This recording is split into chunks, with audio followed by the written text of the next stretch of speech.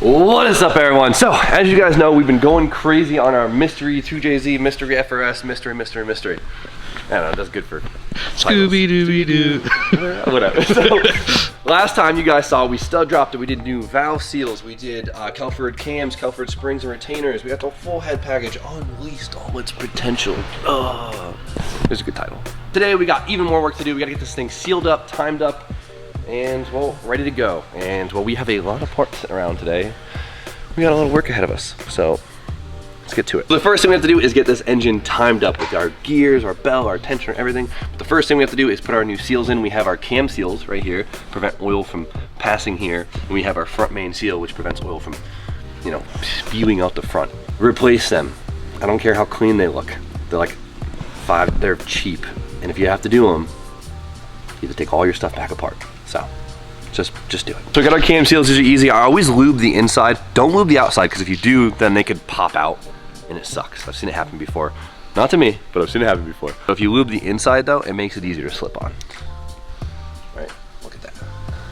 Slipped right on. Now let's whack these things in place carefully. They have tools for this, but I just walk it around, take my time, make sure it goes in even. It's definitely not one of those things you need to rush. Seat them nice and flush. And then same thing for the crank seal. Good to go. All right, don't forget our backing plate. It's really easy to forget this piece. Dude, I'm so pumped for today, because like, it's gonna look like an engine today.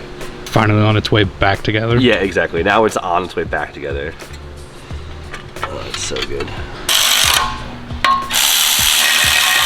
Slip our crank gear on. Just like that. So now it's time for our first pretty aftermarket upgraded piece, right? We have to install our tensioner pulley. This thing right here. As you can tell, this thing is billet and has Rad Industries stamped on it. Everyone knows Rad Dan, the king of the JZ. He'll get the title. But the OEM one is known to fail. By fail, I mean they snap in half.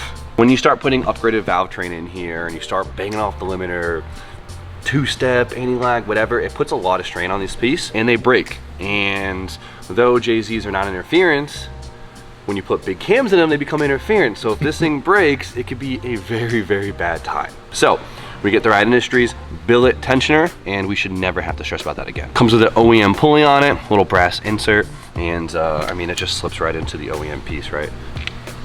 Look at that, beautiful fit. And then of course, you can't forget this. It's very easy to forget. There's a washer that goes behind it. See this OEM one right here? Slip it right there. And then factory calls for a little bit of blue Loctite, since, well, it's going into aluminum and we can't put it super tight. So we need to make sure we put Loctite on it and hope that we didn't run out of it. I'll find some more. It's a good piece. Another piece of insurance for when we're beating on this thing.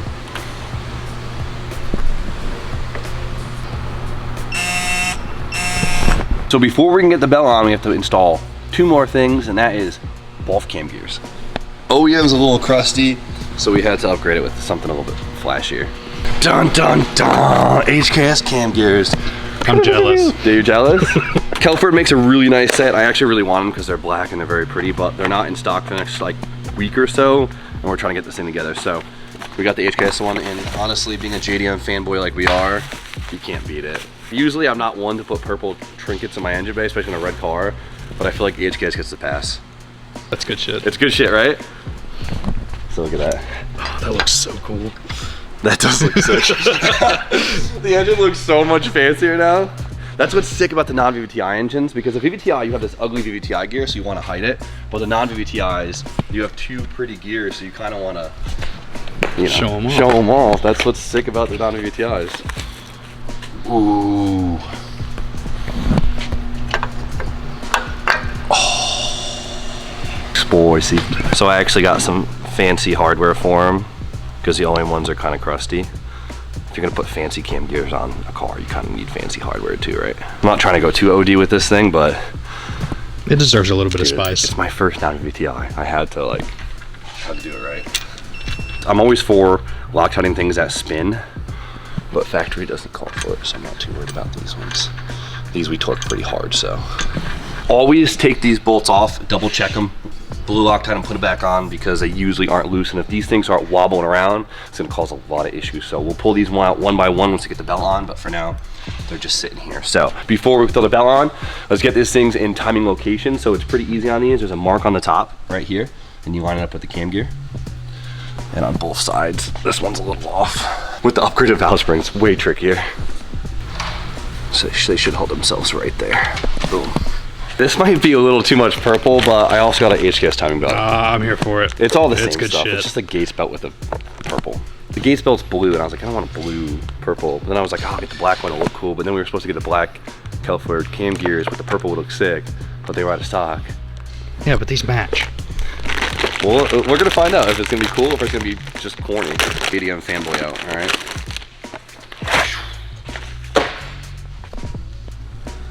Before we put the belt on, I'm gonna make sure everything's at TDC. We just put the cams at top dead center. Now we can bring the crank to top dead center, which should be right there. See that little mark, Austin? Right there? Line it up with the oil pump. You're doing this like next week on your car, so. Yeah, all my shit just came in too. So now we could just take this thing, and what we'll do is we'll slip it on the crank first. These are the easiest motors to ever time on the planet. Make it tight on the non-tensioner side, right? You always feel like they're a half tooth off. Timed tight to this one, and this one's tight to this one. And then we should be able to just slip it around this. But the new belts, dude, they're so tight off the rip, it's somewhat of a pain in the butt. There we go. Just walk it on now. There we go.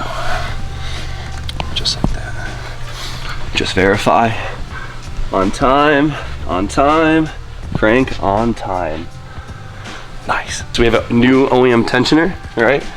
I'm just gonna bolt this thing in real quick. Dude, I'm so hyped. Can you tell how excited I am? Like, I just love JZ so much. Like, such a good engine, so fun, so easy, dude. There's a seal on it, so it's a little bit of a pain in the butt to get in. So we're just gonna use the bolts to slowly walk it in. Let's verify the belt one more time, make sure everything's happy. Everything's happy. Ready? Pull the grenade pin. Anticlimactic, but dude, that's it. It's timed. That was super easy. Super easy, right? Yeah. It's so easy. The VVTi engines, they have a floating cam gear, right? But you still time it the same way. Every JZ, they're timed like the identical way. So if you worked on one JZ, you can kind of work on all of them. Not so overwhelming anymore, is it? No, it's super easy. Super easy. Purple on purple is kind of a vibe. I like it. It You like matches it? each other. Yes. How jealous are you of those cam gears? I'm thinking about ordering a set right Yeah, now. hold up. Merry Christmas, bitch. No. Yeah, Did you? yeah, I knew how bad you wanted them. I couldn't just get like, come on. Thank you. Of course. That's sick. I was literally thinking, I was like, I'm gonna order a set. Yeah, look at you cheesing right now. That's so sick. Dude, it's so hard. You can't have a non-VVTi engine because, as you guys know, Austin has a JZX90, which is a 1J non-VVTi, and not have fancy cam gears. It's just like part of it. Thank you. Of course. Sick. Now we get to be purple dorks together.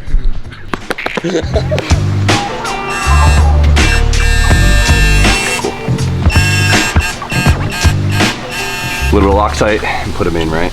They were, of course, loose. So we bought these fancy gears. What's the real purpose, right? These are adjustable. As you can tell, we could actually change the timing of each cam individually. And so usually what you'll do is you'll degree your engine so the cams are at optimal cam timing for the most desired power band, right? So for us, with these cams, these are, we'll call them like a drop-in style cam. They kind of come pre-degreed optimally for our desired power band. We could, of course, micro adjust it from there. Even on the dyno, we can kind of play with it. But for now, we're gonna lock them off at 0 degrees, which is gonna be factory, right? How loose they are. Always check, dude, always check. Before we seal it up, let's just rotate it over 2 times and make sure the timing marks still line up. It's just good practice.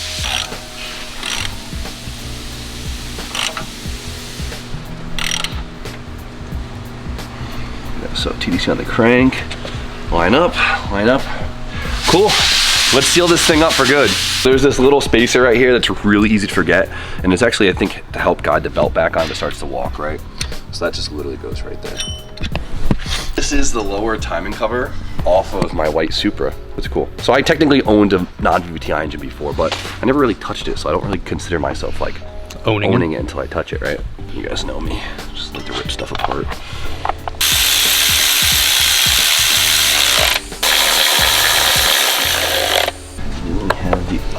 cover.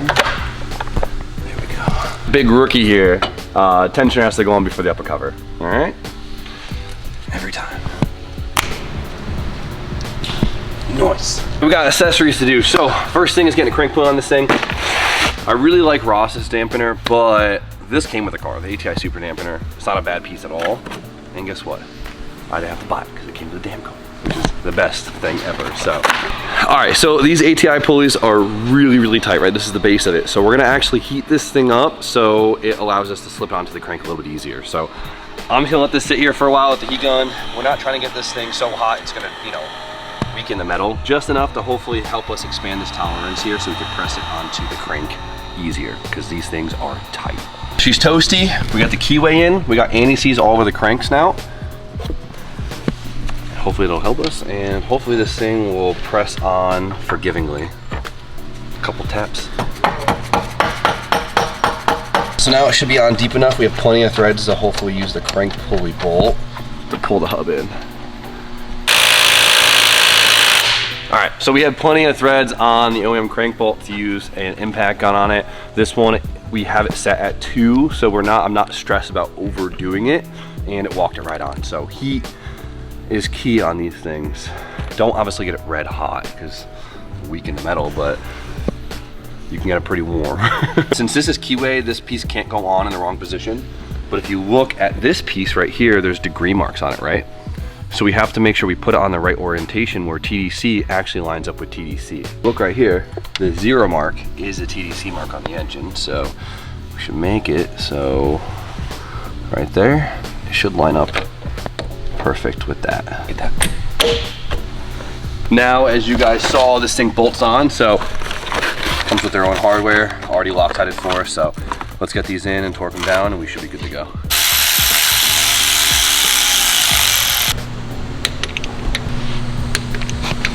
And we got the water pump pulley. Threw a little paint on it so it don't look so crusty. Figured we should talk about the OEM pulley too. I know we've talked about it a bunch of times before, but the reason why we don't put an OEM crank pulley back on this thing is because it's a 2-piece pulley, right? It's a dampener. So there's an inner shell and there's an outer shell and there's a thin layer of aluminum between the two to make it feel a bit smoother, right? Problem is, 1, they get old, and 2, they're just not made for the constant limiter 2-step launching. It'll actually rattle the outer shell off and you'll just be going one day and the thing will just go, and you'll just see it going across the track. A lot of us have seen it before. The thing will literally just come off. And we don't want that on this car, so aftermarket crank pulley. Must do for JZs. Must do for JCs, for sure. We did do it to the coupe on the new engine. We've been playing with fire. Get the alternator on there. It's not too crusty, right? No, for a used alternator, that thing looks mint. I'll take it. So when it comes to completing the accessories, we have it very easy here. Not only do the JZs put everything on one belt, like literally all the accessories are on one belt, and you just have one tensioner, which makes life so easy. Unlike the RB26, 3 different belts, 3 different tensioners, pain in the ass, and it's an auto tensioner. We are not running AC, and we also don't have to run power steering since the car has electric rack in it. So literally all we need is our water pump and our alternator being driven off the belt, and that's it. So easy. So factory JZ comes with a pulley like this, but the belt actually rides on the back side of it, right?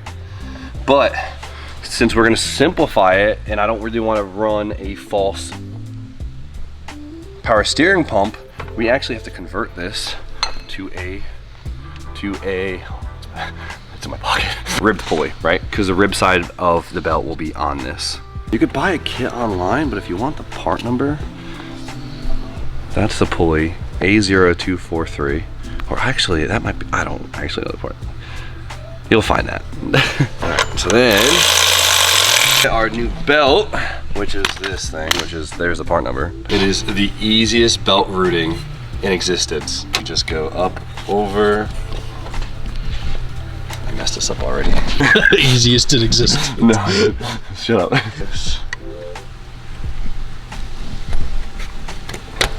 That's it. Just loops around. God, I love JZ's automatic tensioner. So good. So the only thing I hate about this is if you look at it, we only have like, I don't know, 6 or so inches of contact of the accessory belt on the crank pulley itself. Usually it wraps around it a lot more, so it has more bite on it. I was a little skeptical at first, but I've seen a lot of guys with this setup and it works for them. So I'm gonna take their word for it and hopefully it works for us. Versus us having to run a dummy pulley here to run a belt in OEM configuration, so.